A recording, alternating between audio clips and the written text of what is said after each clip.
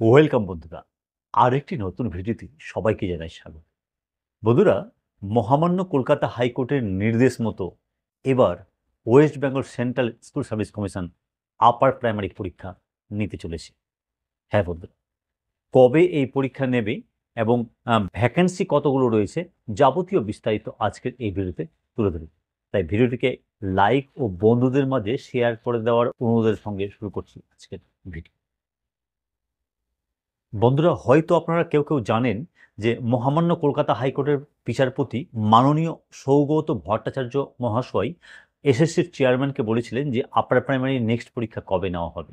আর এসএসসির চেয়ারম্যান আদালতের এই নির্দেশ মতোই কিন্তু সাংবাদিক সম্মেলন করে জানিয়েছিলেন যে 2026-এর মার্চ মাসের মধ্যেই আপার প্রাইমারি পরীক্ষা নেওয়া হবে। কিন্তু যে 2026-এর এপ্রিল মে মাস নাগাদ রাজ্যের বিধানসভা ভোট রয়েছে, আর ভোটের model code of conduct March মাসেই কিন্তু লাগু হয়ে যাবে। তাই যদি এসএসসিকে আপার প্রাইমারির পরীক্ষা নিতে হয় তাহলে তার আগেই নিতে হবে। হ্যাঁ বন্ধুরা, একটি ভালো খবর এটাই যে আপার প্রাইমারির পরীক্ষা কিন্তু হচ্ছে।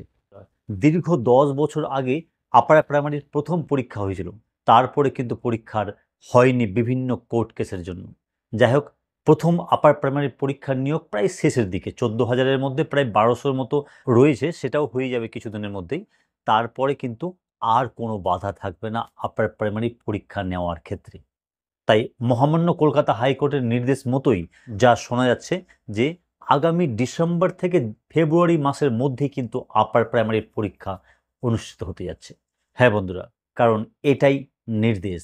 প্রাইমারি টেট নেওয়ার ক্ষেত্রে অফিসিয়াল কোনো ইনফরমেশন পর্ষদের পক্ষ থেকে দেওয়া হয়নি। তবে যেহেতু বিধানসভা ভোট রয়েছে 2026-এ, তাই তার আগে নেওয়ার একটা সম্ভাবনা তৈরি হয়েছে। কিন্তু আপার প্রাইমারি একটি নির্দেশ রয়েছে মহামান্য কলকাতা হাইকোর্টের। হ্যাঁ বন্ধুরা, যেহেতু এসএসসির চেয়ারম্যান সিদ্ধার্থবাবু নিজেই বলেছেন যে মার্চের আগে পরীক্ষা নেবেন, তাহলে আমরা তার কথা মতো মার্চের আগে পরীক্ষা হওয়ার একটি প্রবল সম্ভাবনা কিন্তু তৈরি হয়েছে। এখন প্রশ্ন হলো যে আপার প্রাইমারিতে কতগুলো ভ্যাকেন্সি আছে। বন্ধুরা, আপনারা অনেকেই জানেন যে অনেক বিদ্যালয় এমনও রয়েছে যে সেখানে কিন্তু আপার প্রাইমারির শিক্ষক একজনও এখন পর্যন্ত নিয়োগ হয়নি। আবার অনেক বিদ্যালয়ে 1 জন বা 2 জন নিয়োগ হয়েছে। সেক্ষেত্রে শূন্য পদ কিন্তু যথেষ্ট রয়েছে, বলতে গেলে প্রায় 30,000-এরও বেশি। তবে সমস্ত শূন্য পদের নিয়োগ হয় না, এটা আপনারা আমাদের যারা রেগুলার ভিউয়ার্স জানেন, আমি বরাবরই বলে আসছি।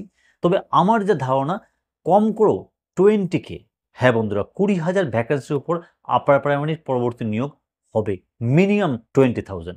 তো দেখা যাক এই সংক্রান্ত অফিসিয়াল আপডেট কবে আসছে। এই সংক্রান্ত যে কোনো খবর যদি আমরা পাই অবশ্যই এই চ্যানেলে প্রোভাইড করে দেবো। তাই যদি সম্ভব হয় চ্যানেলটিকে সাবস্ক্রাইব করে পাশে বেল আইকন প্রেস করে অল করে আমাদের পরিবারের সদস্য হয়ে যেতে পারেন। দেখা হচ্ছে পরবর্তী ভিডিওতে। ততক্ষণের জন্য সকলে ভালো থাকুন ও সুস্থ থাকুন। ধন্যবাদ।